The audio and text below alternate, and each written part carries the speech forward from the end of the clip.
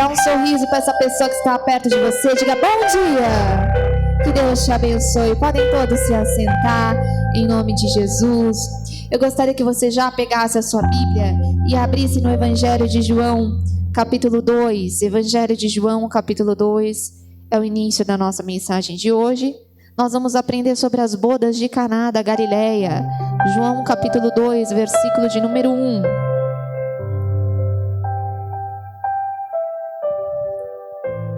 Diz assim: e ao terceiro dia fizeram-se umas bodas em Caná da Galileia, e estava ali a mãe de Jesus, e foi também convidado Jesus e os seus discípulos para as bodas.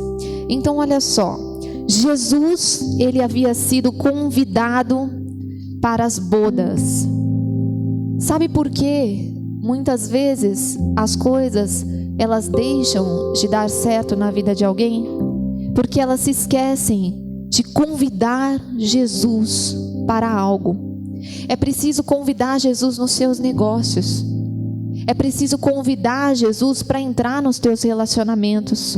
É preciso convidar Jesus para ser presente na sua casa, para ser presente no seu casamento, para estar diante dos seus propósitos, antes de fechar um acordo, antes de selar uma amizade, uma aliança, antes de tomar uma decisão, antes de tomar uma atitude. Convide Jesus para estar com você, convide Jesus para ir na sua frente, para ser o centro da sua vida, dos teus negócios, dos teus propósitos, dos teus sonhos. Convide Jesus, coloque Jesus dentro. Então Jesus, ele estava ali, ele havia sido convidado. Segundo ponto, Jesus estava ali, vivendo uma vida normal. É possível ser de Deus e viver uma vida normal, mas às vezes, quando passamos a ser de Deus, deixamos de viver uma vida normal, começamos a fechar a mente para algumas coisas. Muitas pessoas deixam de se cuidar, muitas pessoas deixam de fazer aquilo que elas faziam antes. Não, Jesus estava ali vivendo uma vida normal. E quando você vive uma vida normal, o Espírito Santo, ele testifica no seu coração aquilo que você pode e aquilo que você não pode fazer. Não é porque você está ali vivendo, não é porque Jesus estava ali, que o Espírito Santo não estava dentro dele. Ele estava ali, vivendo uma vida normal. É possível ser de Deus e ser normal e viver na presença dele, cheio do Espírito Santo. Então ele estava ali. E no versículo de número 3 diz: e faltando o vinho, a mãe de Jesus lhe disse: não tem vinho. 2 pontos importantes aqui. Mesmo Jesus, o autor da vida, estando ali, faltou o vinho. Lembra na semana passada que nós falamos sobre Lázaro? Que Lázaro, Jesus amava Lázaro, mas Lázaro estava doente. As pessoas que Jesus ama, às vezes enfrentam dificuldades. Às vezes, mesmo Jesus estando presente, a falta de algo vem. Para alguns falta saúde, para alguns falta prosperidade, para alguns falta uma direção, para alguns falta a visão, o propósito, o sonho cumprido, o sonho se tornando realidade, a transformação de alguém, a transformação de si mesmo. Faltava algo ali. Mas o que eles fizeram? Ficaram reclamando porque faltava algo? Não, eles fizeram o que é certo.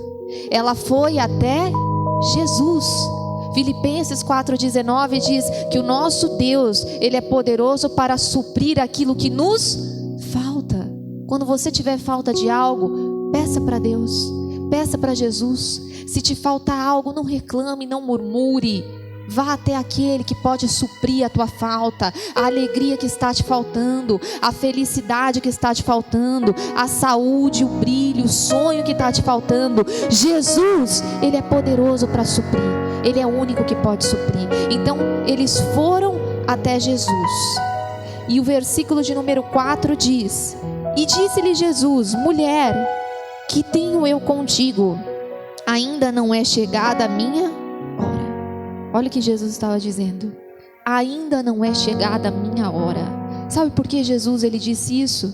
Porque às vezes nós queremos impor para Jesus a nossa hora. Nós queremos impor para Jesus o nosso tempo. Nós queremos mostrar para Jesus quando Ele deve fazer, como Ele deve fazer, quando nós queremos que aconteça o milagre. Nós queremos as coisas do nosso tempo, na nossa hora. E Jesus disse: ainda não é chegada a minha hora, porque eu controlo o tempo, eu controlo a hora.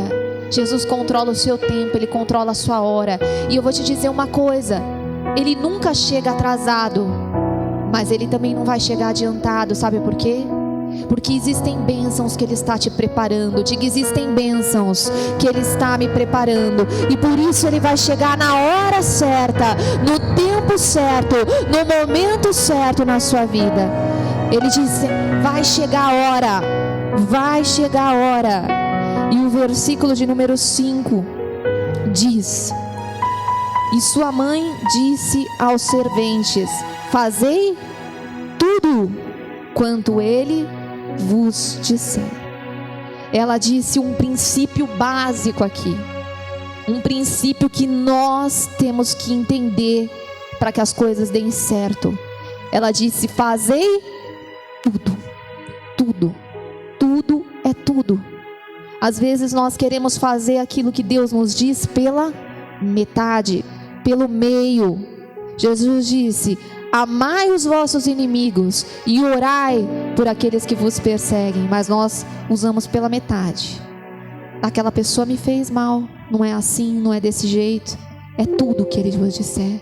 Não tem como perdoar pela metade, não tem como amar pela metade, não tem como servir a Deus pela metade, não tem. Lembra de Ananias e Safira, que eles entregaram a metade daquilo que eles tinham, daquilo que o coração deles tinha disposto. Faça o seu melhor, entregue tudo para Deus, todo o seu coração. Deus quer o seu coração por inteiro, Ele quer a sua mente por inteiro, Ele quer que você sirva a Ele por inteiro, Ele quer que você ame aquela pessoa que te ofendeu, Ele quer que você perdoe por inteiro. Diga: Deus me quer por inteiro. E glória a Deus por isso, amém? Então ela disse: fazei tudo o que Ele vos disser, tudo, não a metade. Existem coisas que não dependem de Deus, existem coisas que dependem de mim. E eu tenho que fazer tudo o que Ele mandar eu fazer. E o versículo de número 6 diz: e estavam ali postas 6 talhas de pedra para a purificação dos judeus, e em cada uma cabiam 2 ou 3 almudes.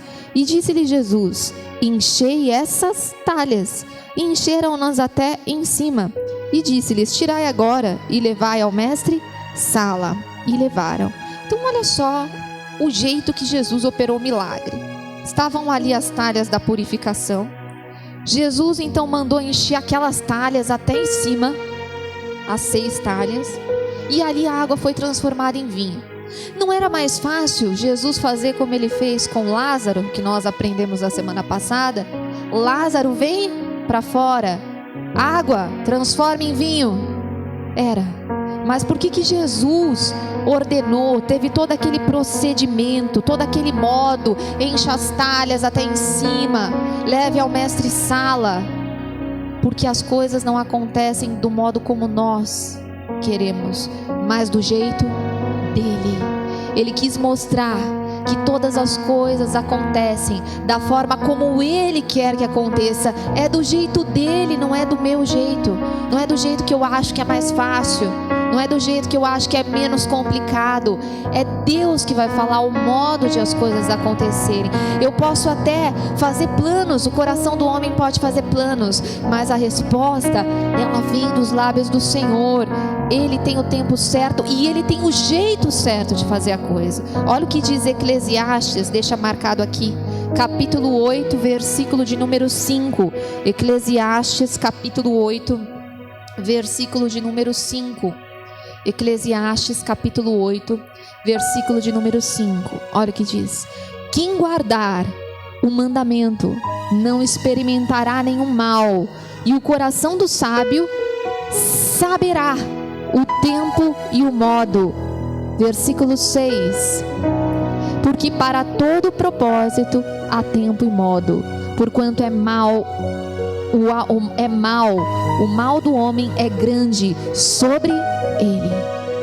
Para todo propósito há tempo e modo. Deus tem o tempo certo, Deus tem o modo certo de fazer as coisas na nossa vida. Não vamos ensinar Deus a fazer. Ele sabe o tempo, Ele sabe o jeito. Ele nunca chega atrasado, Ele chega no tempo e da forma certa na nossa vida.